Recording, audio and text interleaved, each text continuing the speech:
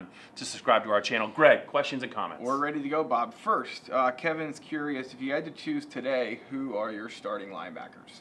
Ooh, very good question. A good friend of ours, Ross Tucker, is a big fan of Jan Johnson's.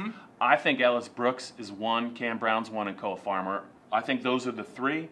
The more interesting question is who's coming out when they go 4-2-5. Right. I think Cam Brown will stay on the field along with Cole Farmer. All right, there you go.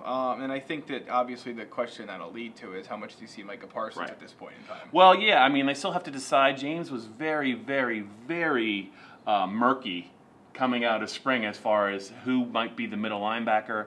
He also kind of made it seem that it wasn't set in stone that Micah would stay outside. They could move him back to the middle. I think he works best outside.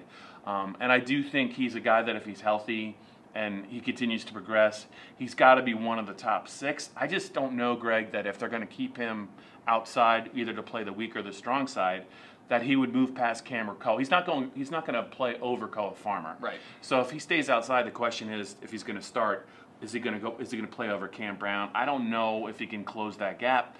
But if they're going to play him, he could be, I think, just a great weapon on special teams, whether it's in coverage. And I do think there's definitely a role for an athlete like that because guys are going to get hurt, right, and they're going to play 6. So I find it hard to believe he would not be, based on what we saw in the spring, he wouldn't be one of their best 6. All right, quick recruiting one. Jason's curious about the next commit. I'm going to go with Salim Wormley. He decides in July. He's a 2019 offensive lineman. Now, the one thing I'll say is you could always get a 2020 guy to pop on board before that. But I think at this point in time, he's the next best get for Penn State about a month from now. Let's see what else we got here. Tommy Stevens. Is he a specific red zone kind of play where they have a package for him, or do you think there will be more 2 quarterback sets than what Joe Moorhead did? I think he is definitely, or let me put it this way, he should definitely be part of the red zone package for sure. The question is, for me, what happens if one of the tight ends doesn't jump up? And I honestly think that considering his body type and considering the size of some of the other tight ends, Tommy can be a de facto more athletic tight end, almost in the Mike Gesicki role. Yeah. And I do think that if one of these guys doesn't jump up, you're going to see him. You'll definitely see him in the red zone, but you'll see him like you saw him in the Fiesta Bowl. I just think that he's to the point in his career where he's in his 4th year. I mean, you got to play the hand you're dealt. He's part of their best hand. Right. You know what I mean? It doesn't make any sense to me anymore to hold him back. I think you turn him loose, and if he gets hurt, he gets hurt. But at some point, you got to play your best players. And I think not only in the red zone, but between the 20s, he needs to be on the field more often than not. All right, 2 more. That was a good question. And the next one, you sort of answered it a little bit, but we'll just wrap it up quick. Tight end. Who is the starting tight end? Or is that the case where Tommy Stevens takes 70-80% of the reps and you see a tight end on the field 20% of the time? I don't know. I mean, it's it's hard to say. I have 2 thoughts. So I don't think it was a coincidence that you saw them treat a player like John Holland with kid gloves in the spring. Every time we were up there, he was not out there. He was not practicing. Did not play in the blue-white game.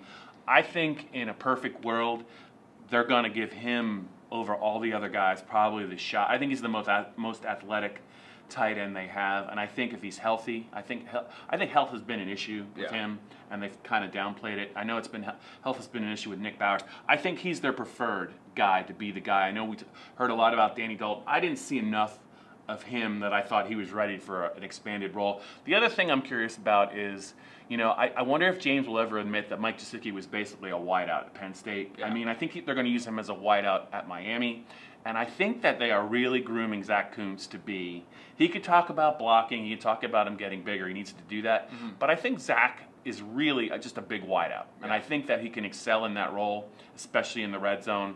So I'm just curious to see at what point, are there tight ends and are there hybrid tight ends? And I think Kuntz and I think that Mike Gesicki weren't really true tight ends, and that's not a negative on them. I just think they're better at one phase of it, and I think that they're kind of tweeners. All right. Jim wants to know if anyone will wear number 26 this year on offense. Jonathan Sutherland, of course, wears it on defense. I would think probably not.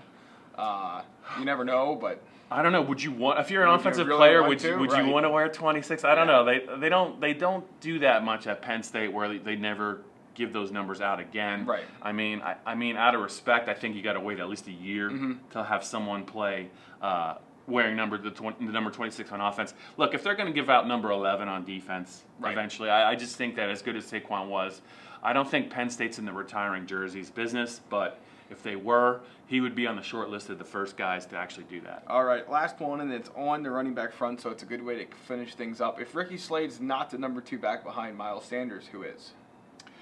Ooh, you know what? It's questions It's this going to week. be mixed and matched. I don't know how they feel about Journey Brown. We've heard forever that Mark Allen is a guy that's dependable and they can count on, but he's kind of built along the lines of Ricky Slade, is he not? So my question is, if you have 2 backs that know the offense and can do the same things, but one is a lot better, I mean, wouldn't you just go with the youth movement? That's a great question, because I think it was rare to see a running back on the field as much as Saquon was last year. If you look around, you look at Ohio State's in a timeshare with Dobbins and Weber. You look at what Georgia did. They played 3 running backs, and the number 3 running back with DeAndre Swift might have been as good or better than the guys that are now in the NFL, and even Alabama. 3 or 4 backs. I just don't know. The one thing Penn State doesn't have to me is a thumper.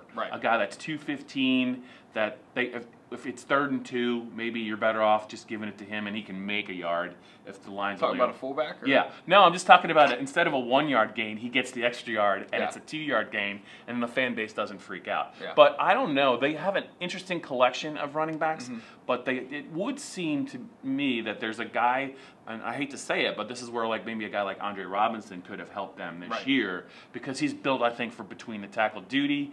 But Slade and Allen, to me, look like they're a little bit of the same. So I don't know how they're going to handle that. I think that August is going to be quite the audition, I think, for Slade.